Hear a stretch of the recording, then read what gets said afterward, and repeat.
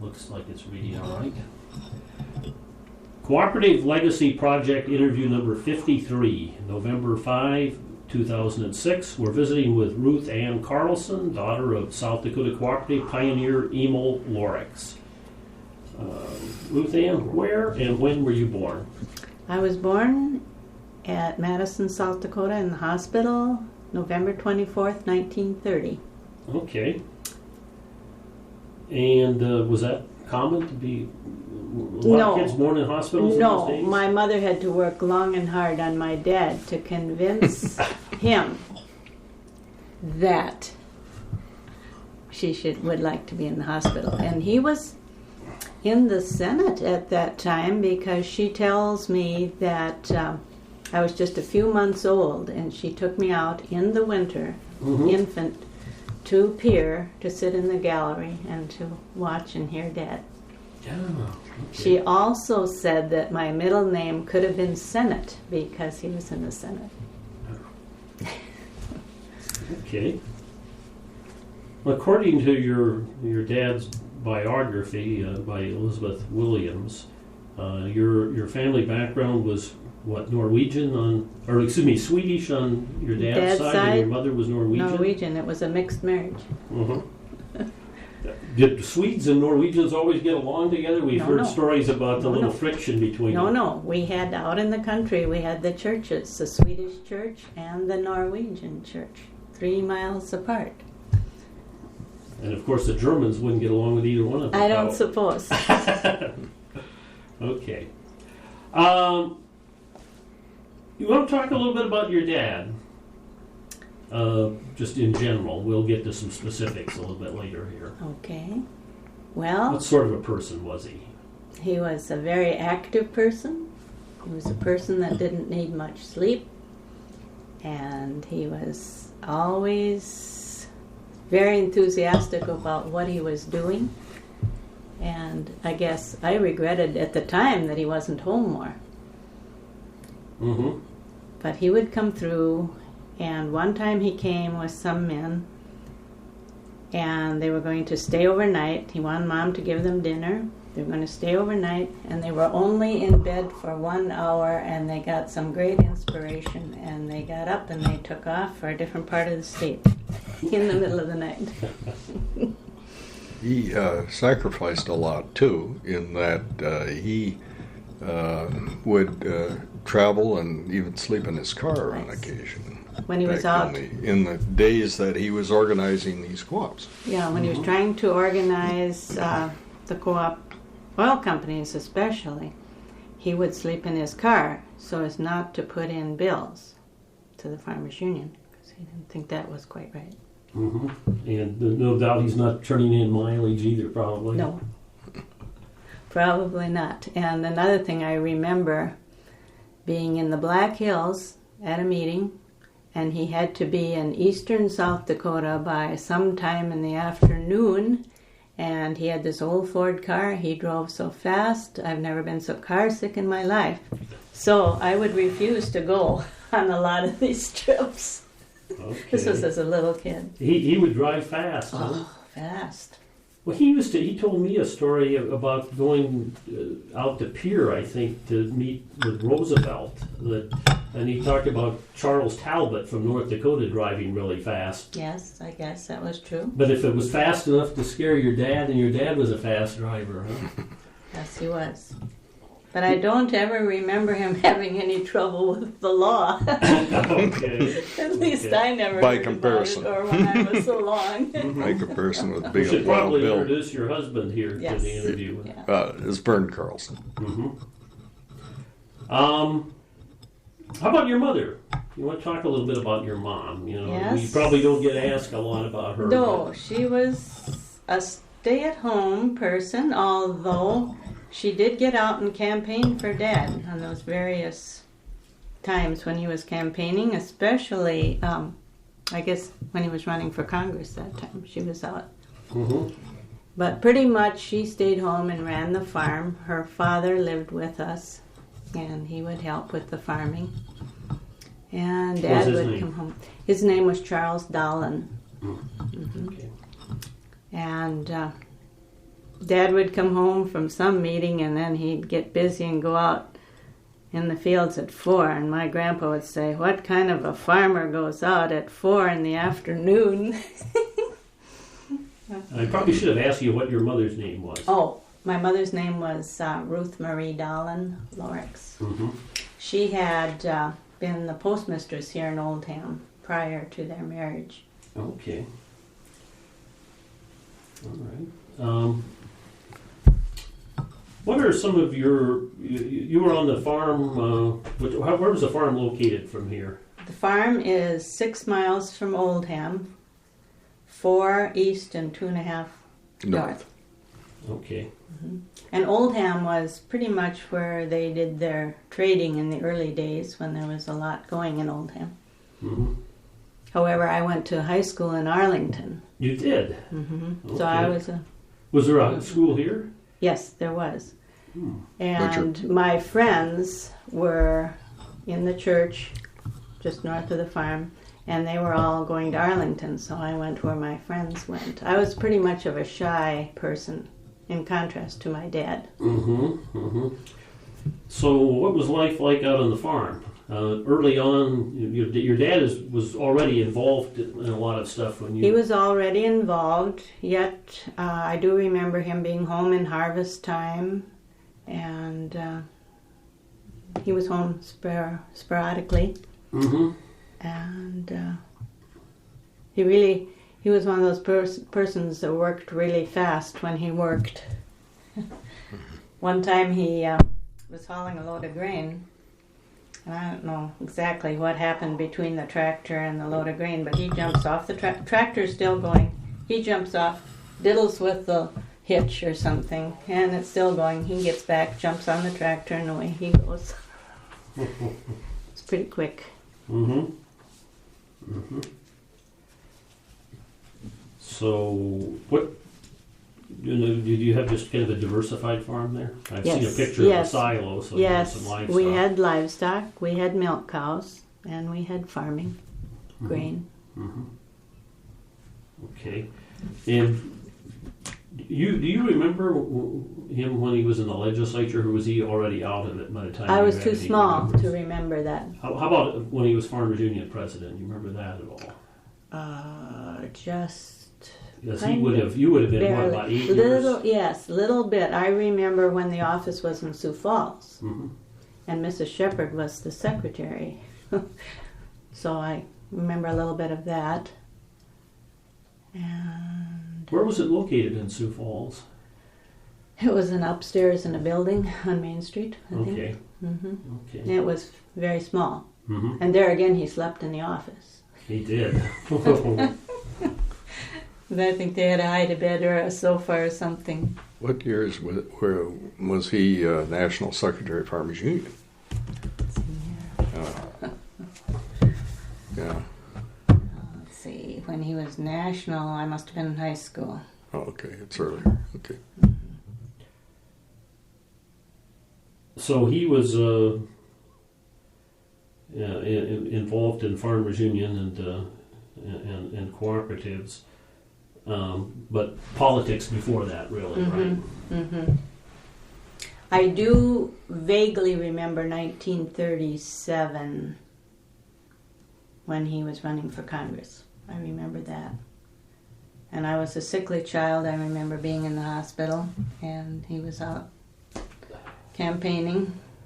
And then I remember the night of the election returns. I can just see the whole night. I lay in front of the radio in the dining room at the farm, and I thought, oh, I hope he loses. There's no way I want to move from this farm.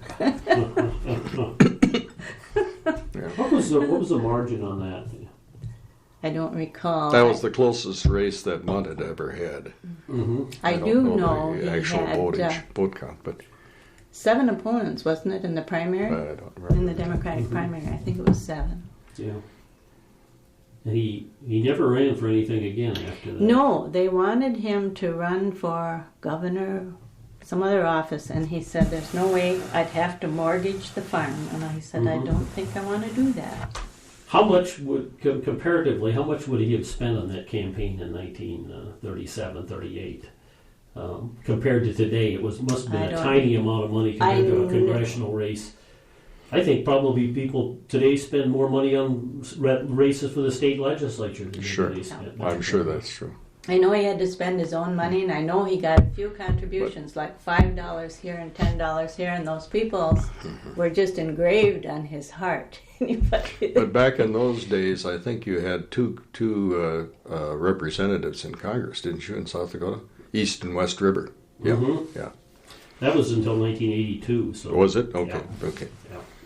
Yeah, this was probably in the East District, I would guess. Yeah. Over Oh, at yes. Huron, we were in the West District. Oh, you were? But at least when I moved to South Dakota. He never mentioned the money amount, so I don't have a clue. Okay. Of course, this is also the Depression and the Dust Bowl. And he had been involved about the same time with the farm holiday movement. Did he talk about that a lot? He talks about when the farmers were mobilized and they were in the trees and so on with their rifles down by Sioux Falls, trying to stop the trucks going to market. Yeah. And I think they put spikes out to puncture their tires.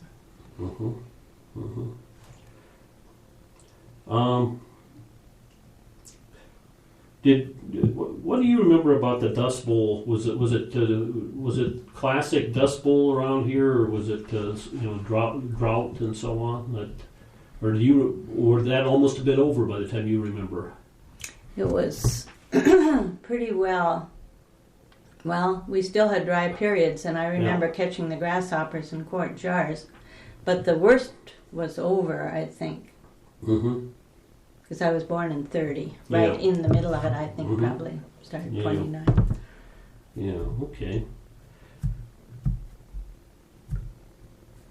He was president of the Farmers Union for 4 years before he ran for Congress.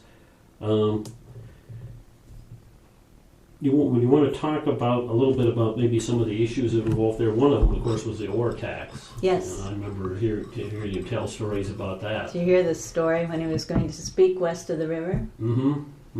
Which one is the true one? I've heard two different versions of that. Okay. One he was in Pierre, and the other one was in Phillip. The one I remember is the Philip story, where he came into the town and was putting gas in the car. And they said, "Are you the one that's going to speak to the miners tonight?" And he said, "Yes." And they said, "If I were you, I would put your car in a safe place, because," he said, "the miners have threatened that they would kill you if they got a hold of you." So he said, "I don't know what they do to your car." And I guess Homestake had threatened the miners that if this tax went through, they'd lose their jobs. Well, that was one of his favorite stories. That's the version I've heard. Yeah. The other version I heard was that it was in Pierre, but that I think was somebody else recalling it, Okay. and I think maybe they just misremembered how he had told that story. Could be. Yeah. That was one he told a lot. I know, That is. because I heard it more than And once. then they referred to his fellow running mate, as the Gold Dust twins. Oscar Yes, Fulshine. Oscar Fulshine. Yeah. I didn't get a chance to interview John Fulshine, Oscar's son. Yeah. I did meet Oscar once when we had him at state convention along with your dad in 1976. That election had left quite a mark on Oscar. You probably heard that. He really went into seclusion for quite a while. I didn't hear that, no. Didn't you? And he just became very discouraged. And then later on, he got more involved again. He got more There was a involved. big membership drive in the 40s, I think, and then he got elected president over Skaggy. Yeah, so he kind of came out then, and then I can think went back again into his pondering moments. Did those guys always? Well, I guess I'm probably jumping the. Let me get to that a little bit later. What about the New Deal farm program? His views kind of changed on that over time, didn't they? I know there's some discussion of that in the book. Okay. In here? Yeah. I don't know if I... Later on, he seemed like much more supportive than he was initially. Okay. Yeah, Yeah, okay. I know. Well, was Wallace the Secretary of Agriculture originally in the program? Yeah. And of course, later he was thought to be kind of radical in later years. So I don't know. Yeah, he was Secretary of Agriculture, I think, through the first 2 terms, and then Vice President, and then out. Mm-hmm. Yeah. I know Dad admired FDR so much. And he had, at that time they did a lot of radio speaking on the radio. Oh yes. He apparently, how long did that happen? How long did that go on? He gave a lot of speeches on WNEX. Yes, while he was president, I think. And then another speech that he made was from the Merchandise Mart in Chicago. He was very proud of that. And he got fan mail from all over. Somewhere I have those letters. Was that on national radio? Yes, it was. And even someone at sea heard him. Okay. Now, what was he speaking about then? I think the farm issues. Okay. Okay. He was pretty passionate about those issues. Yes. Sometimes I think that contributed to his good health because he believed so strongly in that, and he just could go 100 miles an hour with that, and he was so enthused that it just kept him going. Elizabeth Williams wrote before she wrote the book, she did a thing on some of his speeches, and one of them was one. Apparently, he was a bit of an admirer of Huey Long, who was the kingfish in Louisiana. Who was mainly speaking, I think, about maybe being able to do better in the country for low income and poor people.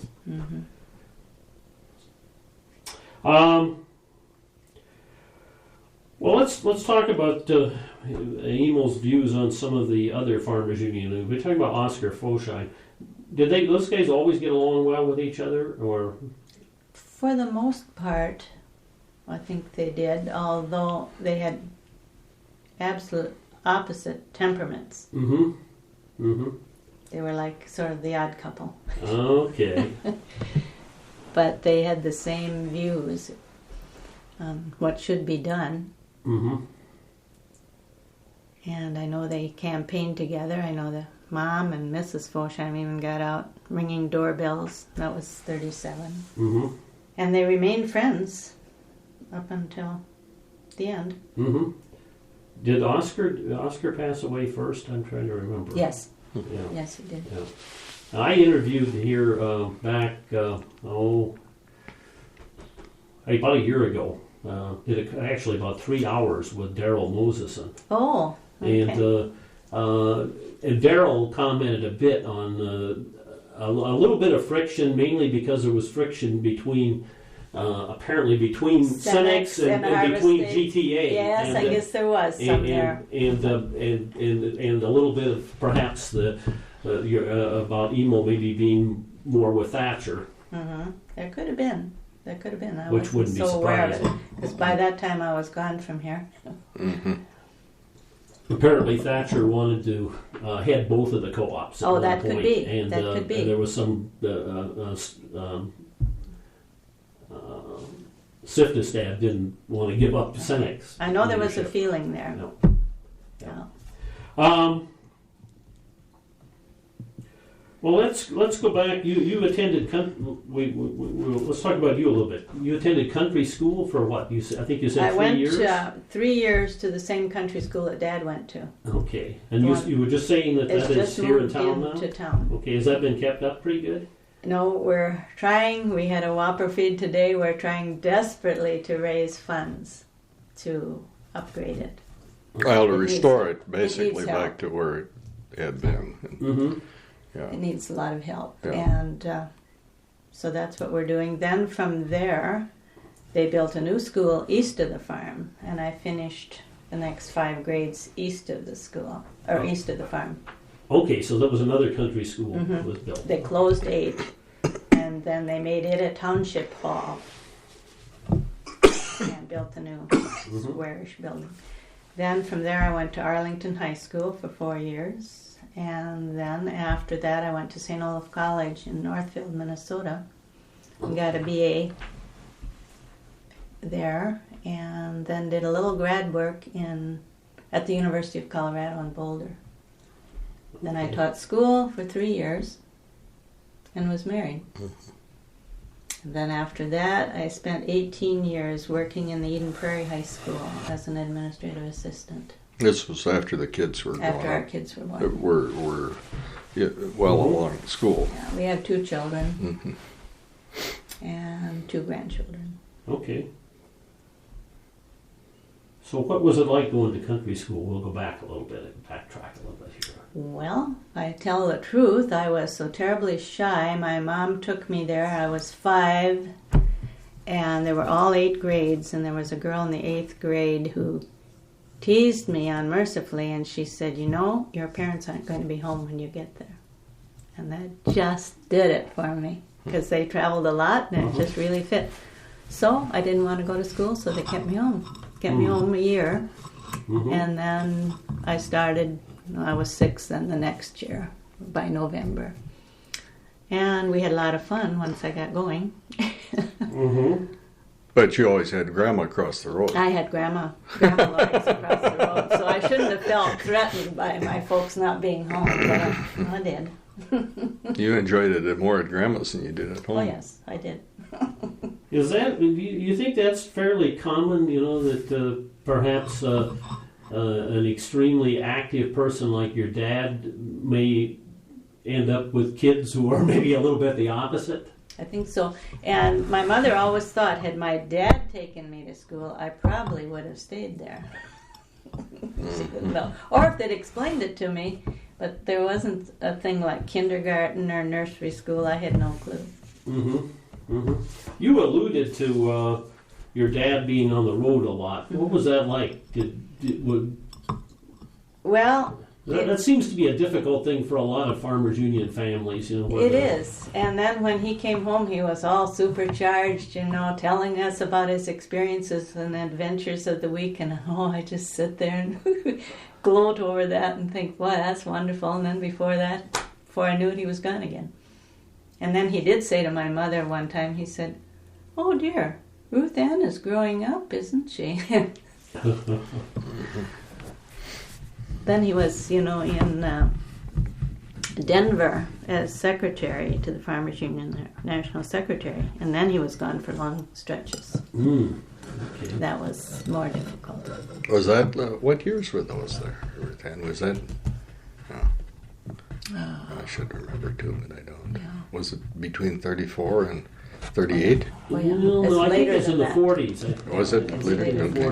than that. He always She's said he got everything in hired there. Tony Deschamps, one of the things that he said. Oh, he did? Yeah. Okay. At least he'd always acknowledge that. Well, there's a lot of people I would have enjoyed interviewing for this project that aren't around anymore. Well, Yeah. Joe Robbie was another one he gave first job to. Joe Robbie had grown up here in South Dakota, Yeah. and his parents ran a pool hall here, and Emil gave him a job Yeah. with Farmers Union, and then of course Joe went on eventually to own the Dolphins down there. Okay. I'd heard of Joe Robbie before his connections here in South Dakota, but I didn't know he had worked for Farmers Union. Well, in some nominal yeah, if I had capacity, but probably reviewed the book. Yeah, I don't know. well, I don't know if it's in here at all. Yeah. Was I it don't the know what Farmers it is. Union that he got the job with? I'm not sure. I don't know. He gave him a job. I'm not quite sure what it was. A lot of people would come to my dad and ask if he could give them a recommendation, not just to work in the Farmers Union, but What town was Robbie from? I think he was from Woonsocket down in that area. Could be. I don't. yeah, I don't know. Okay. I'm sorry to interrupt. No, it's fine. It's fine. How did your mother handle that? Did she? How was she about your dad being gone all the time? Well, it was difficult, and she would try to hire men to work on the farm, hired help. And my grandpa was very much of a taskmaster. He would be up like 4 a.m. expecting the hired men to be up. And it worked pretty good in the summer months when they had a lot of work to do. And then come fall, Grandpa would get a little unreasonable and the men would quit. and then my poor mother would have to start out again. And that was kind of hard. We had some experiences that were kind of scary. Mm-hmm. Mm-hmm. Her health was not really good. She suffered from migraine headaches, and so it was difficult for her. Was that perhaps related to some of the stresses of that you've just been describing? It could be that it didn't help because there was a lot of cooking and work on the farm. Mm-hmm. You have a lot of hired men at that time, or They, how big was the farm, by the way? Well, that farm is what is it? I'm sorry. 3/4. Yeah, it's the 470 acres on the east side. And at that time, I guess that was pretty much it when Grandpa was there. The others they rented out. So. Yeah, they owned the Sandberg place, which was another 2 that quarters. was rented out. And Your aunt originally had the grandfather's place across the road, which was originally 3/4. And she still had 2/4 of it. Mm-hmm. Would have been a fairly large operation for those days. When Dad was young and first married, they had many workers, and I think they worked with horses, and they worked. At one time, they told of having 11 teams of horses, and as looking back, and I'm not sure exactly in which years, but they must have owned maybe 15 or more quarters in the area at the time. Could have been as many as 20. Mm-hmm. And going back, that was the grandfather. See, the grandfather and the grandmother both came from Sweden, and Swedish immigrants would come to their farm and live and work, and then when they got established, then they would go out and get their own farms. Okay. Now, when did they originally come out here then?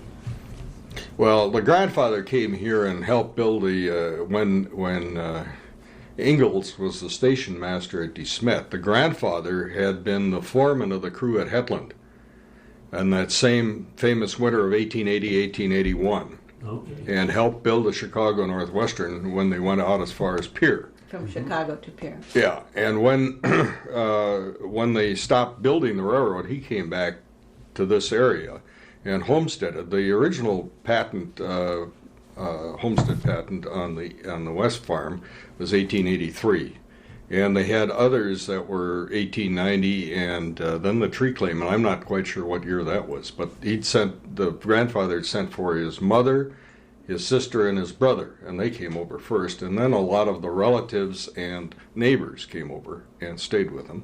Mm-hmm. We still have a lot of the remnants, relics, and so forth from those trips, actually, of the voyages that they made on the ships. Yeah, in the early days, Dad did custom thrashing. They would go around and thrash grain for the neighbors, that sort of thing. Okay. What was the old Dam community like back in those years? Thriving. They had 3 elevators. They had a hotel, a radio station. A radio station? Yes. Mm-hmm. Oh. Yeah. And furniture store, grocery stores, restaurants. It's really thriving. It burned many times. Mm-hmm. And they had, was it 2 or 3 depots? But then, with the advent of the automobile and on down, that really started to change things. There was both an east-west, well, there was the north-south railroad through here somewhere up to Bristol. Mm-hmm. You mentioned that you had gone to high school in Arlington. Why was that? Well, my friends were primarily from the church, which is a half a mile north of the farm, and they all went to Arlington. And for some other reasons that I better not mention, my mother had ideas that this was a Catholic community here.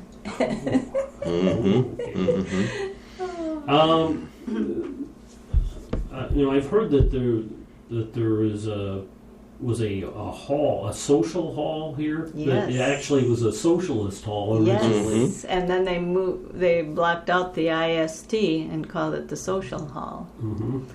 And that was moved to Prairie Village in Madison. Was that kind of a Scandinavian thing, that there were some socialists around here in the early years? Probably. Yeah, I suppose, the cooperative movements had Yeah. their source in the Scandinavian countries, and, or at least primarily from over there. But you had a real socialist era through the teens and the advent of the Russian Revolution and later. And I don't know that there was any real connection ever. Yeah. Nevertheless, they called it the Socialist Hall, and they brought in people like Lawrence Welk. The Chautauqua came to Oldham. That was, to me, impressive. We went to Madison this last fall to... They still do those occasionally, although they're reenactors. They don't have original speakers anymore. They have people reenacting. Yeah, okay. And of course, your dad, in that House campaign in 1938, there were some charges of communism that went around. I tried to put my hand on this leaflet, and I'll probably still be able to find it for you. Okay. That one that was circulated in Lake Preston that said, he was a communist, and they said, here is the proof. And they had this picture with, I think it was a labor meeting of some kind. Paul Robeson was on the platform, but anyway, they circled Dad's head and they said, here is the proof. And there were doctored pictures, there were all kinds of things that were circulated. So close to election, and there was stuff that appeared in the Arlington Sun, and I don't know, Dad followed up, said it was libel, but that would have come out after the election, so that wouldn't have mattered so much. Yeah. There were nasty things in the local papers. Well, following that campaign, you talked about Fosheim kind of backing away from things for a while. Your dad didn't do that. He dived into what? Yep. GTA was getting organized about that time. That's right. He was not an original board member. However, he did apparently take some effort to getting GTA organized originally. He was president from 1957 to 1967, but he was a member before that. I think about 1940 or something. Yeah, like somewhere in there. Right. But that bill I think the book says he sat in on the early meetings even if he wasn't a board member. That could be. And South Dakota probably didn't have an original board member maybe until I think he was the first board member from South Dakota. Yeah, okay. And he had a pretty fierce commitment on cooperatives too. As you say, he did a lot of organizing around the state. Cool. The oil companies stick in my mind more, but I know he worked with the elevators too in later years. Not only South Dakota, but many in North Dakota and in western Minnesota too. Area wide. Okay. And what sort of a relationship did he have with Thatcher? I've heard a lot about Thatcher. I never got an opportunity to meet him. He seemed to be really a forceful personality. Thatcher was very forceful. Dad had respect for Thatcher, and Thatcher as well respected Dad as one that was on the board that could really do things, or was not afraid to speak up and knew what he was speaking about. He had to take contrary positions to Thatcher on occasion. Yes. But Thatcher still came back in the very end and said he was his closest friend, amongst the board members at least, and his biggest backer in that sense. But there were times when they were on opposite sides of questions.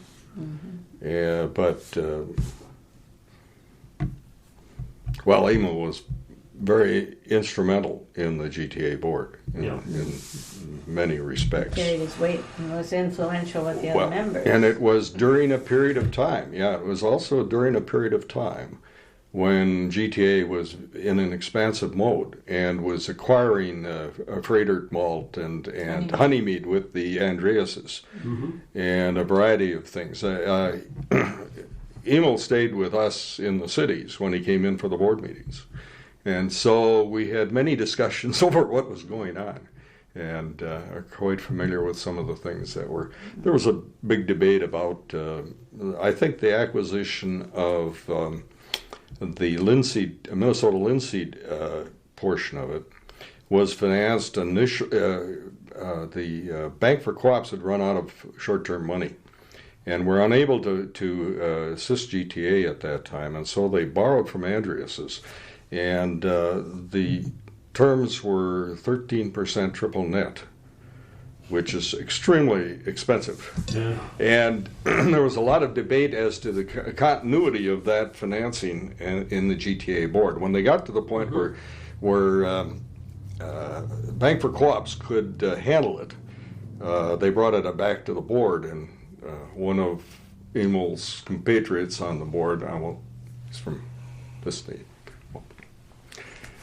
No, don't quote me on that. But anyway, he said, "No, we've been through all this before." Emil says, "You're out of order." August, you're out of order. We'll take this up, and they turned around and they refinanced it, as they should have at that point, because, well, they got to the point even where on some of the meetings where you had as many as 3 sets of minutes. Mm-hmm. I can just see him and Emil walking had the to stand floor his at ground. night, walking the floor at night, because he had to kind of educate the rest of the board. Yeah, What was well, happening. some of them were not as tough about those things as he would have been, and he knew what was right, Yeah. and he knew he was right on the thing, and he just wasn't going to cave. And at that point, Thatcher was getting a little elderly, so Well, it was a little easier. And Thatcher had brought in Paul and others into the GTA. Yeah. Paul is his son on the 5th marriage, and 5th marriage, huh? of Bill's, yeah, and Paul was being asked by Bill to take care of a lot of the distasteful personnel matters. Oh. And Emil finally had to tell Bill, we've got to close that off and do away with that. So Paul moved over with the Andreases into First Oceanic. Okay. And the bank and everything in that they had created over there. They actually had left at that point and had bought the 35% stake in Archer Daniels. And so Paul went over to Interoceanic with the Andreases, and they were good, on a very good working relationship there.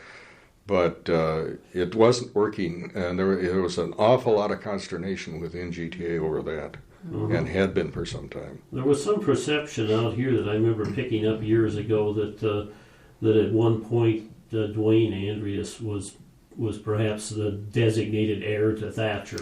That's Yes, and that probably was initially correct, but it became apparent shortly afterwards that you couldn't really have a mink in the chicken coop.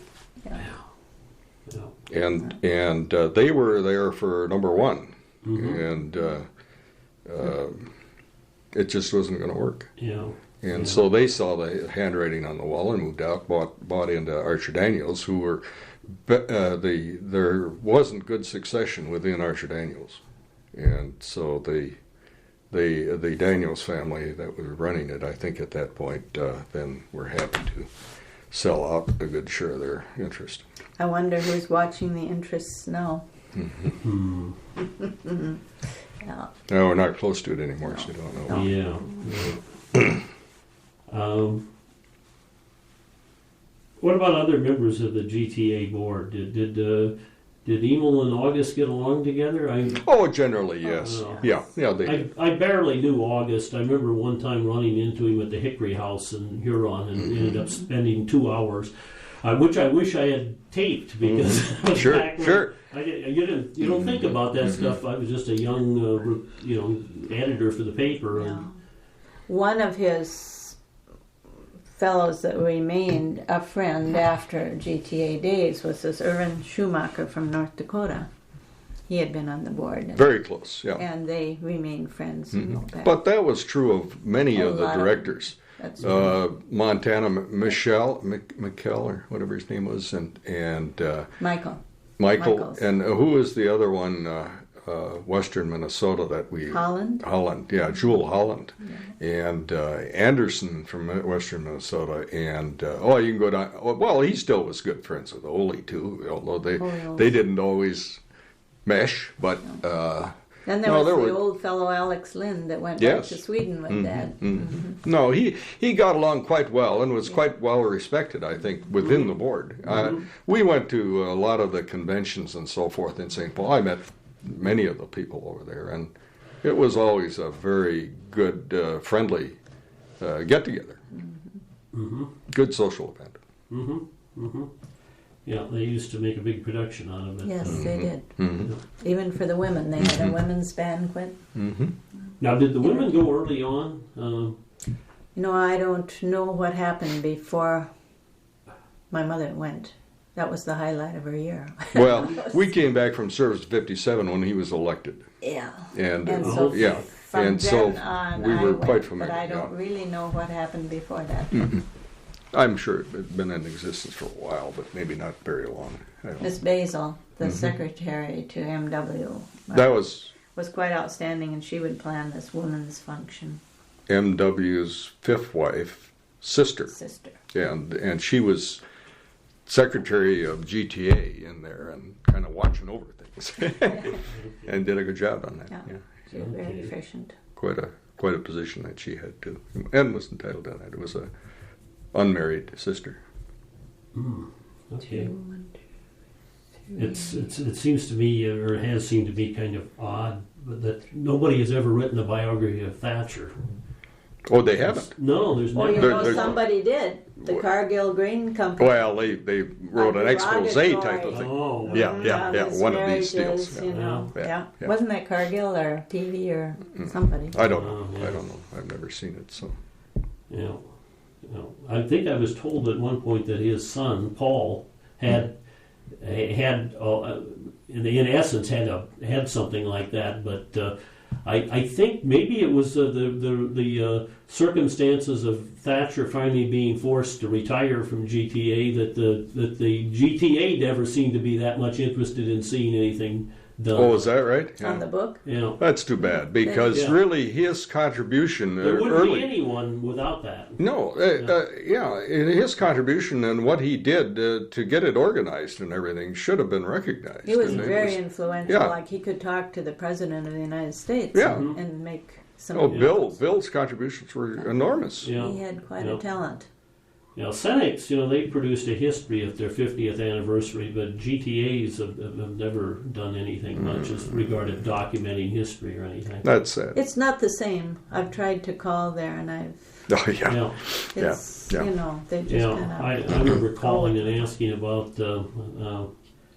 Zilverberg, who used to draw cartoons. And I was going to nominate him for the State Co-op Hall of Fame here, and they didn't know anything about him. It was they had lost track of. He had worked there for a long time. Sure, they've lost all their history. I think that's sad. Yeah. Of course, they're out in the same building, the newer Senex building now. Yeah. Okay. Yeah. Let's see. Where are we? We're gonna bounce back the way we've been doing quite a bit. Okay. The Farmers Union education program really got started in the early 1930s. Did you participate in that? Did you go to camp? Not as much as my dad would have liked. You were the shy kid. I was the shy kid, and I didn't go much. I was to 2 or 3 camps, but I think I went with my parents. So my dad didn't have much influence on me in that score. Well, later on, they had family camps, didn't they? Did you I think that was in any the time of those? when I went with the folks a couple of times. Yeah. Because I had pictures of being around late 40s, maybe, and starting. Okay. Did you attend a lot of state or national Farmers Union conventions? Did you go along to those things?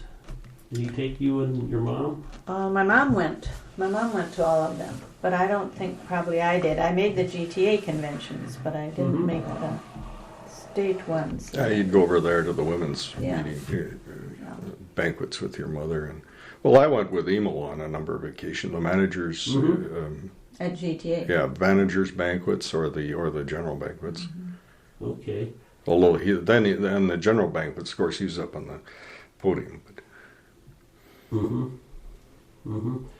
One of the other things, of course, we've been looking at a lot of all of the different kinds of cooperatives in the state, and of course, a significant ones were the rural electrics getting organized. Did you have electricity on the farm? Did you have a generator, or did you have to wait for the REA lines to come When in? the farm was built in 1924, it was kind of the state-of-the-art place at that time, and they had a Delco light plant in the basement with storage batteries, 32 volt. And then they were wired for, the REA wired them, and then, like Dad said, the war came along, and there those poles sat. Oh, they didn't have wires; they had poles. Yeah, they had poles. There's a famous, I shouldn't say famous, but a really a nice piece in East River's paper, which showed the poles on Emil's farm. And of course, Emil, the master of understatement, said, "This must be a tough place to get to." And this was April '48, was, as I recall, was the date of the paper. And by the end of that year, I think they had the wires attached. 1948 when we got the power. Yeah, so they did. Now, get how it. much could you do with electricity in a farm home with one of those Delco plants? It was not good. We had lights, and my mother would have to run this light plant the day before she ran her washing machine to store the power, because she would be deathly ill from the fumes from the light plant, which was in the house. Ooh. Not a good, Okay, not a good thing. Not a good Was thing. that gasoline powered? Or? Yes. Yeah. Oh, well, that Yeah, would and- not- Or is it propane? No, it was gasoline. It was gasoline. Okay. It was a bad deal. Yeah.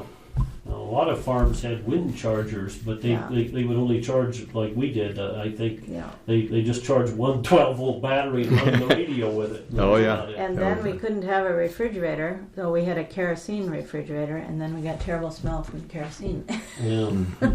So it wasn't good. So At least they had lights. Yeah, a lot of changes when the electricity finally did come in. Oh yeah. It was a big deal to have ice cubes. And Now, one of Emil's participations in that, one of the things that he recounted through the years was his involvement in the committees that set up the water power on the river. And he was chairman of one of the committees.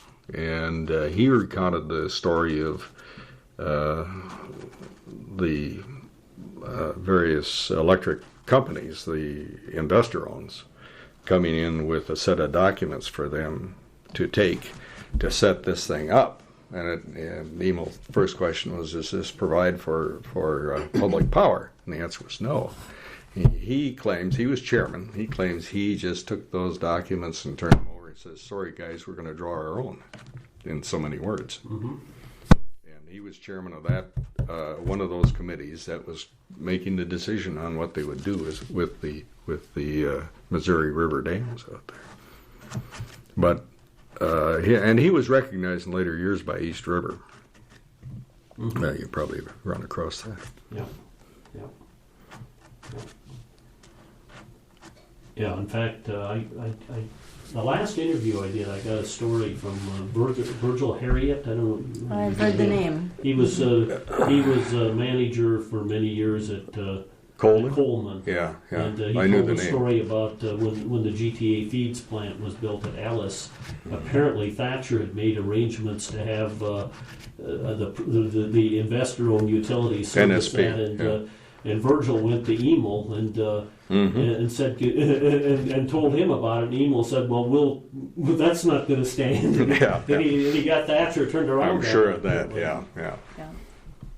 I knew the name. I had been CFO and exec and the interim CEO of Cooperative Power in Minnesota, Eden Prairie based, and I'd spent the last half of my career with them. And so I'm familiar with the REA side of it a little bit. Yeah, Harriet was living in St. Paul now. Oh, is he? Moved in there, to be near their I kids. don't recall if I even ever I met him. remember I knew the the name, name, but but yeah. Yeah, he said, he said that your dad was a member of the co-op, and he always had good relations with him. When did you guys get married? I guess 56. June 2nd, 1956. We were together in, I grew up in the cities, and we went to St. Olaf together, and started going together in our senior year. I was chairman or president of the Econ Club, and she was secretary. Okay. So you had a 50th wedding anniversary this Yes. year. Yeah, we did. We Yeah, celebrated down in Disney World with our children and grandchildren. Yeah, All right. Okay. Yeah. You want to talk about your kids a little bit? Sure. What are they doing? Sure. Our daughter graduated from Lewis and Clark in Portland, Oregon. She has her BA. Yeah, but MBA from the University of And Minnesota then an in MBA business. from the University of In- Minnesota in business. And right now she's director? Program. Well, she's a project manager basically for Wells Fargo. She originally was in technology, moved to legal, and now into compliance. And she does some certain amount of traveling with that, but it's got a very decent job. Our son graduated from Berkeley, He went University of California. through Berkeley in 3 years basically. And Phi Beta, National Science, National Merit. then he went on to PhD, University of Virginia Yeah. and has his He's biophysics. He was Masters from there. undergrad and grad is biophysics. Then from the University of Virginia, he went to Cornell in Ithaca, New York, Yeah, he did his for postdoc. postdoc work. And started a biophysics program at Benedictine University near Chicago. And now, his wife is a biochem PhD, and she's a flavorist. And so when the kids came along, he said one of us is going to take care of the kids. So he wound up teaching part-time, and she was working full-time. So he's kind of a house father of the kids. But now is back teaching part-time at North Central in Naperville. They live in Naperville. And so he's teaching physics currently And on a he's part-time in love basis. with the farm out here in Yeah, South Dakota. Whenever they get their week off in the summer, this is where he comes. And he would live here in a minute if he didn't have to make a living. Well, if they didn't have to. If somebody didn't have to. Yeah. Okay. But she travels internationally and everything else, so it's quite a household. Yeah. You ended up settling in the Twin Cities? Yes, when we were When did married, you move over there then? when we were Well, married, Vern was in service. Yeah, I was out of Fort Lewis in the Army So we Finance, started out there, and then we moved back to Minneapolis. yeah, and all the parents were basically back in this area. We could have stayed out in Seattle. I was offered a position even with the civilian in the Army, but rather than do that, we came back to the Twin City area. And my parents, I grew up in Minneapolis, and my parents were there, and her parents were going to be there once a month with us, so that was a logical location for us. And so And being like young- Bill Thatcher, I went to work for Pete Marwick. Bill's background had been that, Yeah. with Pete Marwick, and I was in Pete Marwick Bank audit supervisor, lower management with Pete and with Northwest Bank Corporation. And when we bought the bank from, what's the guy's name that was here, the old flyer friend of Emil's? Copperroot. Copperroot. Armin Copperroot. In Lake Preston. It was one of the things that I had all the accounting, tax, and financial analysis there, because at that point I had taught at the university in the business school before I went in service. But it was my responsibility to determine what the price was of the acquisitions. And so I kidded Emil when he came there. I said, well, we're gonna bid on this bank over here, and we bought the bank from Cooperative. You're probably running out of tape. I'm talking too much here. So No, not a problem. He can I've got, this is digital. I've got 18 hours available on the Is that right? Okay. Don't worry about that. Yeah, I get off the subject He here. can edit. Yeah. You can get rid of a lot of that. Don't quote me on some of those things. What I said about August. Yeah. Okay. Your dad certainly had a strong commitment to cooperatives. So did that? How did that impact your outlook on life and society and politics? Did that influence you a lot? I think so, and the older I get, the more I appreciate his views and his work, and really. He was a great letter writer. Oh yes. And saved papers. Yes. He wrote to me in college. We didn't talk much on the phone, only in emergencies. But he wrote. I was one of the few who got a letter from their dad every week. Okay. And he thought for sure I should take public speaking. He was trying to bring me out. Didn't you ever take speech? Well, I took speech at St. Olaf. Oh, you did? Okay. I didn't have a choice. He said, you take speech.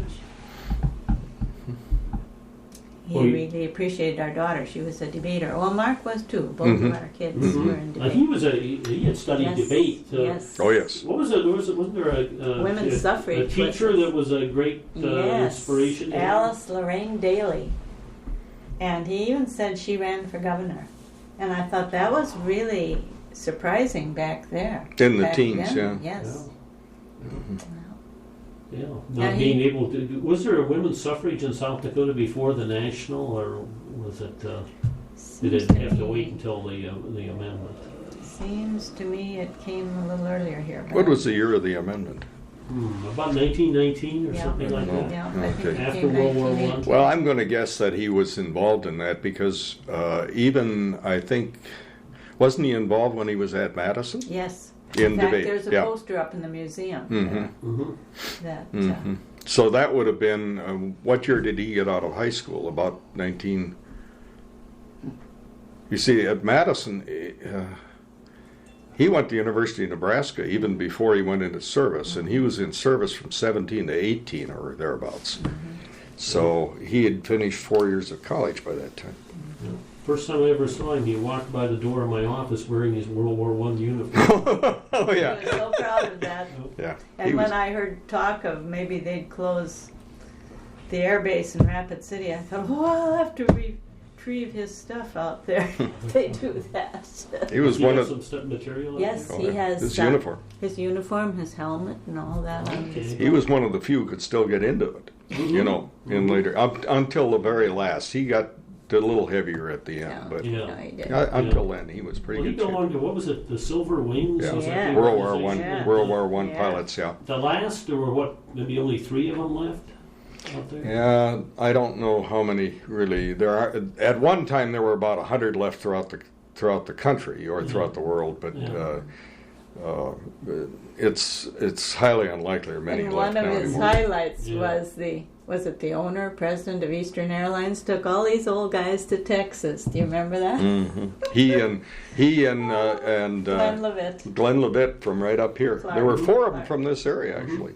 Levitt and Copperwood and Emil and this guy Johnson. Yeah. Did he ever fly again after the war? No, Not where he flew the plane. No. Yeah. No. No. No. Yeah. Well, some of the pilots kind of continued, but he didn't. There was a fellow from Hetland. Flew a lot of mail and things, Johnson. other things, yeah, and even some of the one of the Arab leaders. Yeah. Yeah. Yeah, Well, anyway.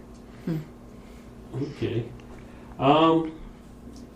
Your dad, in his latter years, ended up being something of a national celebrity. You talked about him early on giving that speech from Chicago, but of course he was included in Studs Terkel's Hard Times. Hard Times. Yeah.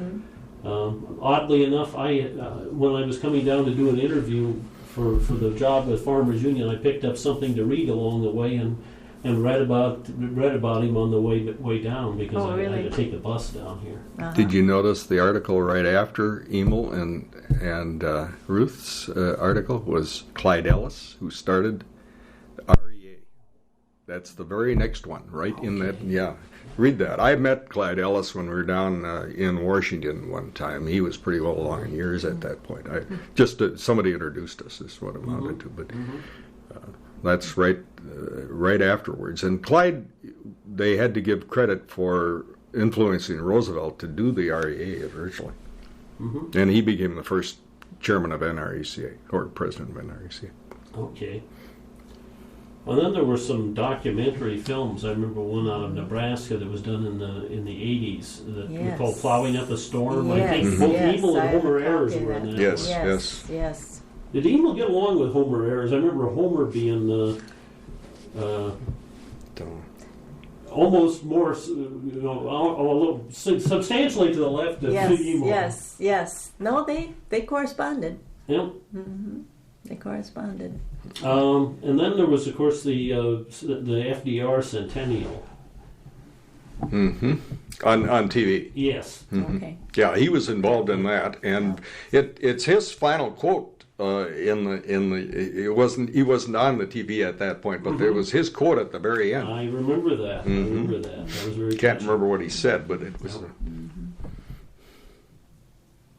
I know that we've still got a file of letters that your dad wrote at the office. We saved everything he wrote. We somehow we don't do a very good job of archiving things there, but we saved letters from people like him, and there's another file of Homer Ayers stuff. Mm-hmm. So some people don't write as interesting letters as others. Yeah. Well, he was Well, sure. going back to influence, and I don't know how many years back this was, but the state was going to close down the college in Madison. No, And they got all excited down there, and they called Dad, can you talk to the governor and plead to keep the college open? And Dad did. But fortunately, Madison refocused on technology. Yeah. Mm-hmm. Yeah. Now he also had quite an interest in railroads. And, Yeah, he felt that we should have. Did that go back to maybe his dad having worked on getting the railroad built in the first place, or? I don't know. I think he just was it figured it was a more economical way to ship grain. Well, he felt for the good of the state of South Dakota that you needed to maintain that for the survival of a lot of these grain elevators in small towns and all kinds of things. There were a lot of economic reasons for doing that. Yeah. And even if the railroad wasn't economic, the effect that it had on local communities was just it was hard to measure. Yeah, I could anticipate that he probably would have been a strong supporter of the DM&E proposal I would think to redo this line through here, because obviously the state has been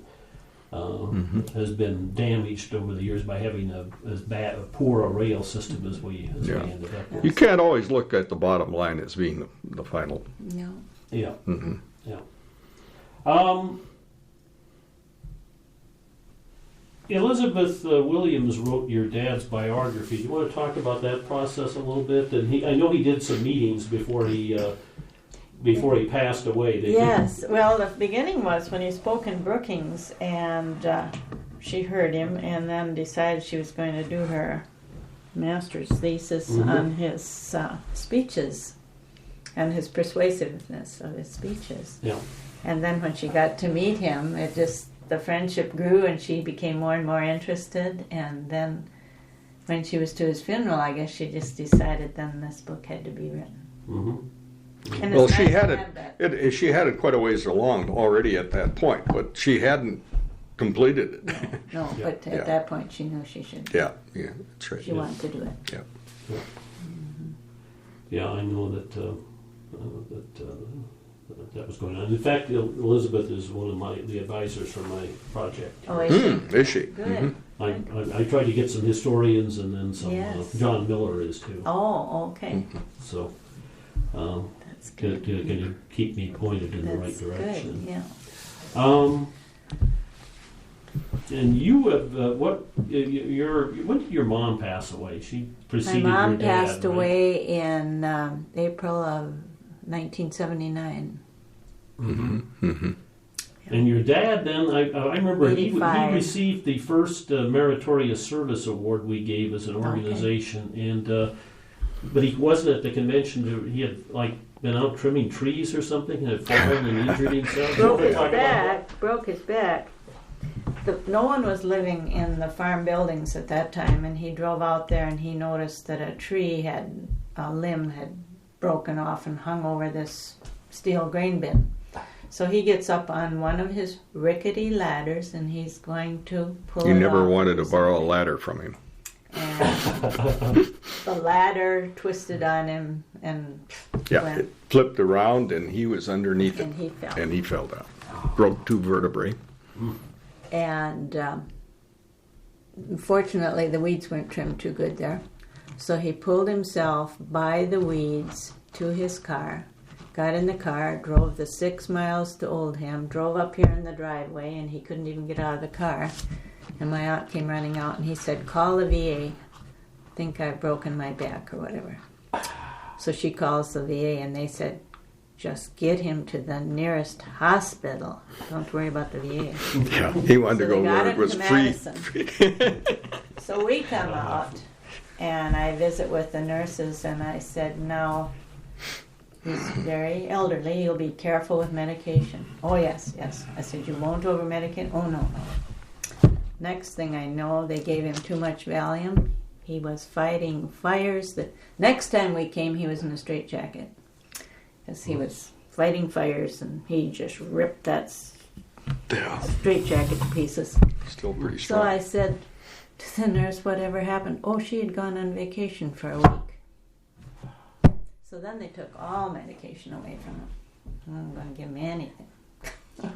But he kind of came out of it.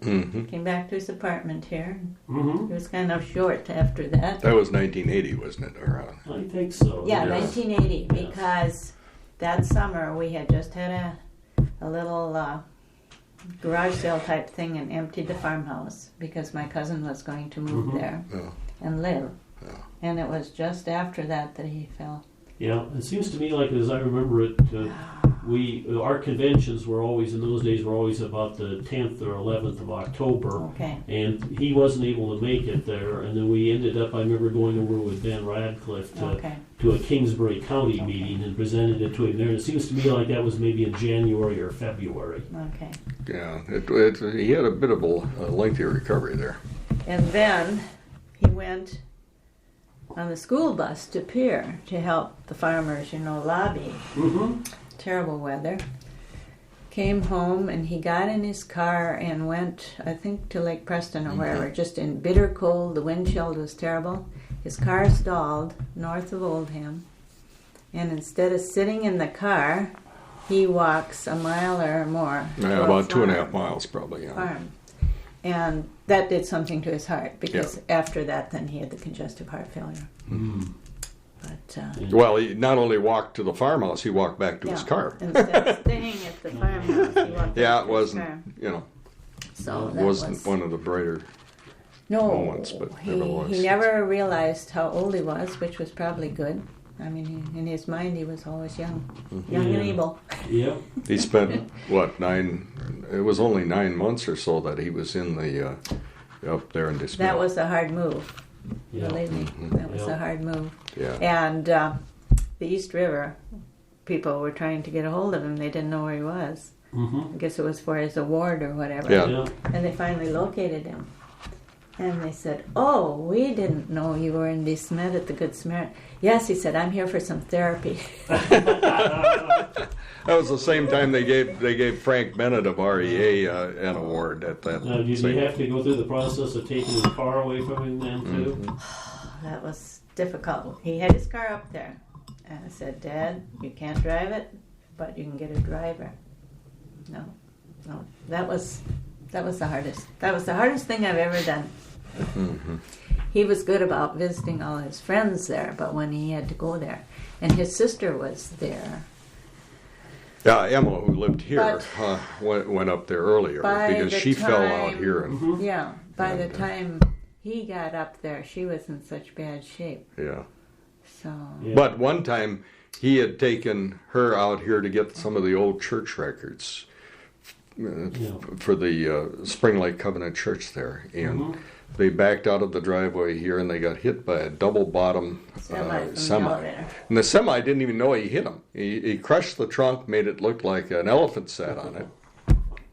We get the calls in the city because everybody in town here knows that. Well, they get the lady next door, the good friend Martha Gustafson, to take Emma back to the nursing home and bring Grandpa back here because he didn't dare drive his car after that then for the day. Mm-hmm. And they decided, we're not going to tell Ruth Ann about this. No, we're not going to tell Ruth Ann. Well, my phone rang off the hook. Everybody else had called. So when the phone would ring, I really worried when he was driving. Yeah. Because he didn't hear. He had a lot of little scrapes around town. I thought, what if he runs into somebody else? You know? Well, fortunately, we're just... No, we were lucky. $100 Somebody item was type watching things. over him, I guess. Yeah. Well, they saw him coming. They kind of got out of the way. He talked about getting a different car. They kept bugging him from Costello and Madison. And he said, no, we know what car he's driving. We watch out for him. Don't let him get a different car. Yeah. I wondered if you wanted to see the museum in the schoolhouse. Yeah, sure. Do you know where the farm is? Have you seen that? I have. I don't think I have been out there. Are you going back to Huron? Yeah. So you could go on from there if we took a quick trip to the museum. Sure. Now. Yeah, I've got a couple or three questions left here. I don't think we need to address it because you've talked plenty about it. But apparently, he was pretty frugal about things. Very frugal, and he didn't fix his cars. He drove them till they fell apart, and he didn't worry about his clothing. And my mother was very fastidious and worried about her clothing, so that was a problem. Well, she always had a spare. The one time he went to the GTA convention and the bottom fell out of his trousers. The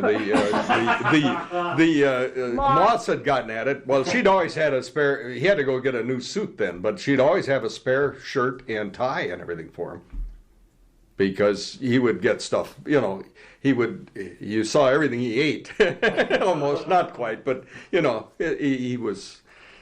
And he never worried about how he looked. No. Never worried a thing about that. Self-conscious. But he was frugal, but he also was probably very generous with everybody else, but frugal with himself. Mm-hmm. Mm-hmm. And frugal with the co-op's money. Yeah. Be understood on that because he totally, he wouldn't spend anything. Mm-hmm. He just didn't feel that it should be. I often thought that maybe he'd never had, I don't really know, but I don't think he'd ever had a salary over $150 a month from the co-ops. I don't know. Yeah. It was modest, very modest at the very best, Yeah, it's not that way. He wasn't looking, no, I know. My mother always speculated on how he dressed. When he grew up, when he was little, the house was full of all these immigrants from Sweden, and they always teased him a lot and would make fun of people who dressed up and so on. And my mother always thought some of that went way back there. I don't know. He probably was. He did not want to appear dressed better than the people he was working with. I'm sure that was a real incentive. And he one time said, could you imagine driving a fancy car up into some farmer's yard and asking him to take out a membership in the Farmers Union? For $5. Well, those were $5 memberships, Mm-hmm. Mm-hmm. Yeah. But he didn't care about fancy cars anyway. He never had one. Well, he didn't maintain them necessarily either. That was the other downside to it. But he had a birthday celebration was in the summer of 1985. Yes. Yeah. I think July 90th. At the Smed, at the Good Samaritan. Oh, he was so like I remember proud to be was 90. there, and I know Ben Radcliffe. Yes, he was so proud to be 90, and he wanted to get to 90. Yeah, he lived till Christmas that day. Christmas Day. He died Christmas morning. And then that fall, of course, he was one of the first two people in the Co-op Hall of Fame, too. Okay. And that would have been in about the first week in October when we had that ban. So, Yeah. Yeah. okay. Now you're all retired now. Yes. What are you doing in retirement? You're Well, maintaining 2 homes, one here and one back in. we've got the 2 farms still out there and Oh, this yeah. house, so that makes 4 houses. Okay. Plus we run to Chicago where the grandchildren are. And babysit. Yeah, and we've made some elder hostels. We did go to Disney World with the kids. So we do a lot of traveling. We're home about half the time actually. But, And then I managed to be on the museum board here, so we come once a month in the summer. well, you're still you're officer of the church. yes. That has been closed since Emil closed it in '84. Before Spring he Lake Covenant got, Church, which is just north of the farm. You still have a Memorial Day service, and so we maintain that church. We have it got hit by the tornado in '92, Yeah. virtually destroyed, and it was rebuilt, and then it got clobbered again in '02, and we handled the repair of it from the cities, so that we've had our hand in, so to speak. Too many Yeah, things. and was that where the funeral was at? Yes. Yeah. Okay. I thought I remembered that. But and she's done a lot of fixing up of the farm properties and everything too. So we've done a lot of. What kind of crop I get? We've spent more than that comes in off the farms back into the properties out here. But we've done all of the refurnishing here in the house too, as you can see. It's quite different than what Emma. Although the carpet is still Emma's, but a lot of the things are still. Yeah, we've done.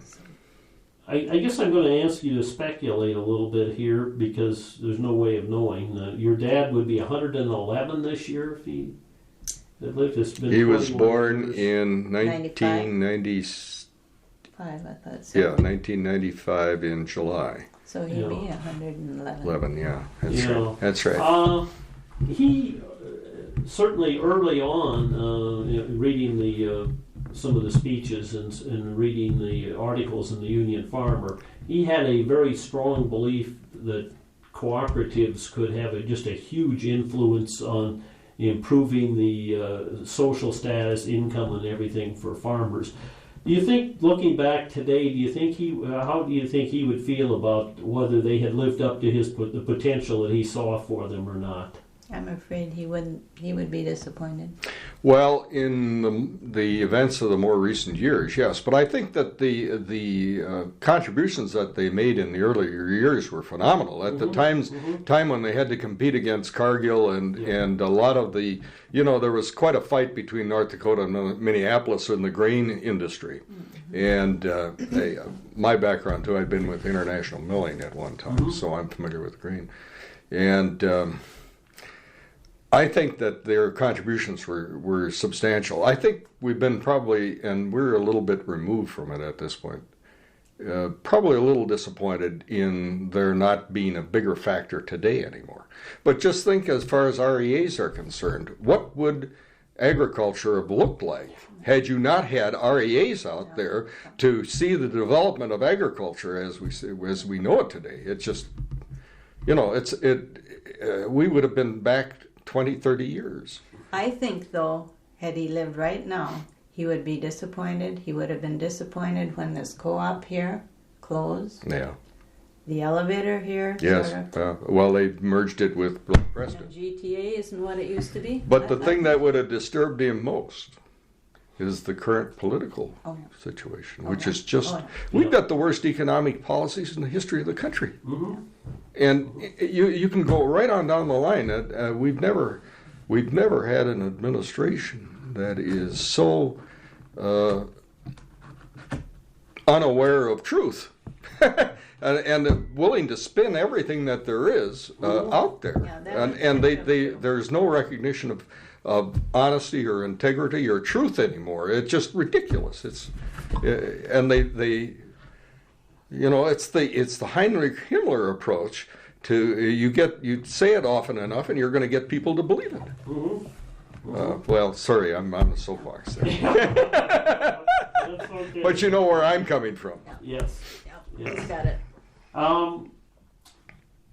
So I come around to my last couple questions. One of them is, are you folks? Would you describe yourselves as optimistic or pessimistic?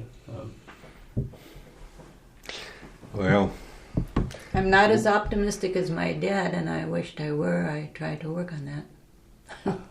we've got some horrendous problems to overcome at this point. Well, just answer. Do you see Well, global warming, for instance, the concern that there is about that, and the effect that that might have on the earth itself, the problems that we have with the Muslim community and the Arabs in terms of what might exist for the next 20, 30 years.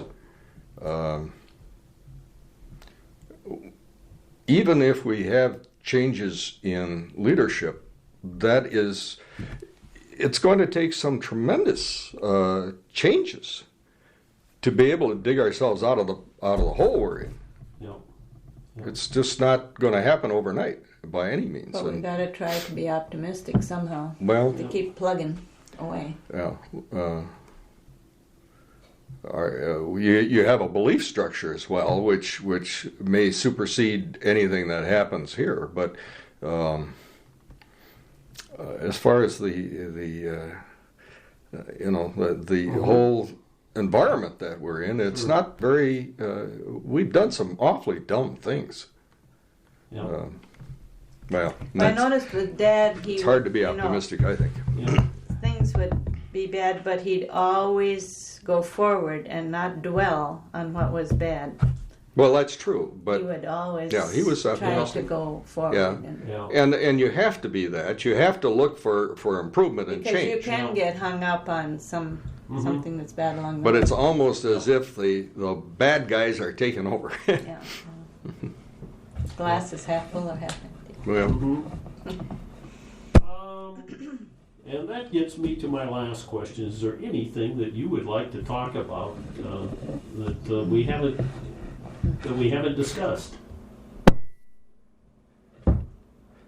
Well, I think Ruth Ann was saying earlier, the museum could use some help. We have run fundraisers and all for it, and we were doing a whole bunch of things up there. It doesn't have a lot of money. Emil gave it a chunk. If he bought the house, he gave him we wondered a small if there was any hope of going endowment through the Farmers Union Foundation, if there would be any hope of getting any help. I imagine they're struggling too. Well, it's a tax-exempt purpose here.